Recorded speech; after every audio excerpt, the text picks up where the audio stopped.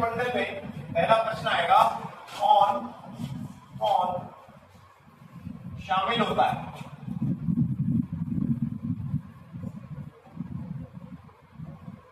पहला प्रश्न यह आता है, निर्वाचन मंडल में कौन कौन शामिल होता है। तो हमने यहां पर एक बात ये करी हुई थी, ठीक है, लोकसभा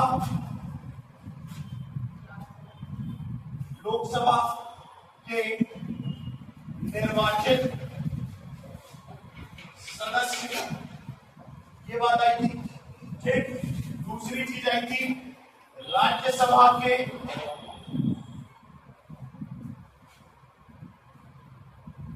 निर्वाचित सदस्य,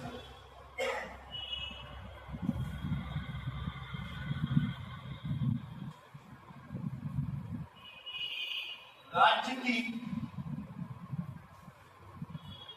विधानसभा के निर्वाचित सदस्य,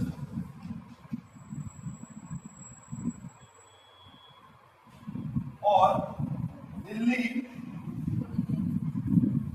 पुडुचेरी, ठीक है, विधानसभा के निर्वाचित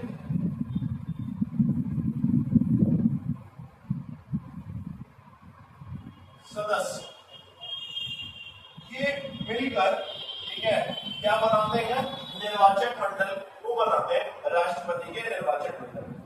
अब वहां पर इससे जुड़े हुए हैं, ठीक है, कई सारे जो नोट पॉइंट है जो प्रश्न के रूप में आपको आते हैं, उनके बारे में भी जिक्र करते हैं। जैसे आपसे ये पूछा जाएगा, ठीक है, पहला प्रश्न आता है, यदि राष्ट्रपति चुनाव के समय किसी राज्य में राष्ट्रपति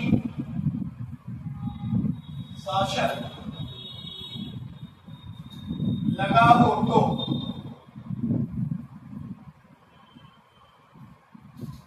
राष्ट्रपति चुनाव रोका जा सकता है।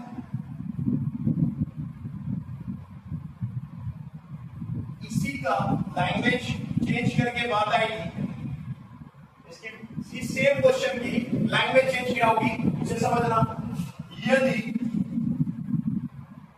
राष्ट्रपति का निर्वाचक मंडल पूरा ना हो तो राष्ट्रपति का चुनाव नहीं होगा। ये आपसे बार ये प्रश्न पूछा गया, किसी राज्य की विधानसभा के सदस्य ना पूरे हो, राष्ट्रपति शासन लगा हुआ हो, ठीक है, तो वो राष्ट्रपति के चुनाव पर इस पर क्या प्रभाव पड़ता है, इस तरीके से प्रश्न, ठीक है, बारंबार आपसे पूछा जाता है। तो यहां आंसर क्या जाता है, आंसर सीधा सा इसका ये मिलेगा इन दोनों क्वेश्चन का। राष्ट्रपति के चुनाव पर इसका कोई प्रभाव नहीं पड़ता। देखिए तीनों कि राष्ट्रपति रामनाथ कोविंद के चुनाव में और द्रौपदी मुर्मू के चुनाव में जम्मू कश्मीर की विधानसभा पर क्या लगा हुआ था, राष्ट्रपति शासन। तब भी तो चुनाव हुए, यस या नो। तो इसका अर्थ क्या हुआ, इसका अर्थ यह है कि यह बात सिद्ध होती है कि यदि किसी राज्य में राष्ट्रपति शासन लगा हो या राष्ट्रपति का निर्वाचक मंडल पूरा ना हो तो राष्ट्रपति के चुनाव अपनी जगह पर नियत समय से किए जाएंगे। कितनी बात समझ में आ गई, हाँ या ना। और ये बात कहां पर, अगर आपसे ये कहें कि ये बात कहां मेंशन, तो अनुच्छेद 71 ब्रैकेट में 4 में यह बात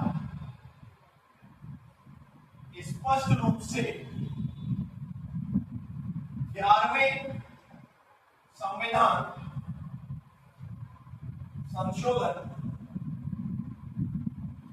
1969 द्वारा जोड़ी गई है। तो मतलब ये हुआ कि राष्ट्रपति का चुनाव इस तरीके से निर्वाचन मंडल के द्वारा किया जाता है। ठीक है,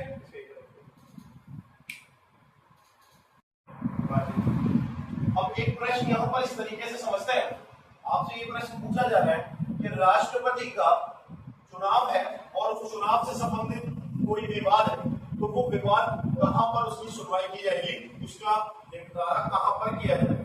ध्यान रखना, प्रश्न ये आता है, इसको एक प्रश्न के फॉर्म में हम लोग समझते हैं। कहता है राष्ट्रपति चुनाव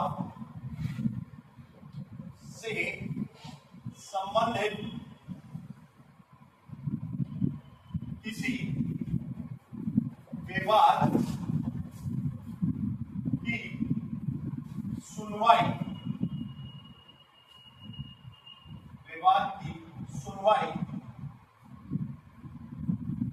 कहां की जाती है।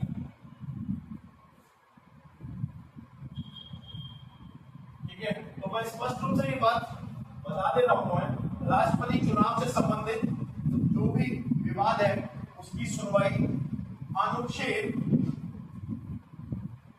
71 में स्पष्ट रूप से कहा गया है कि इस तरह के विवाद की सुनवाई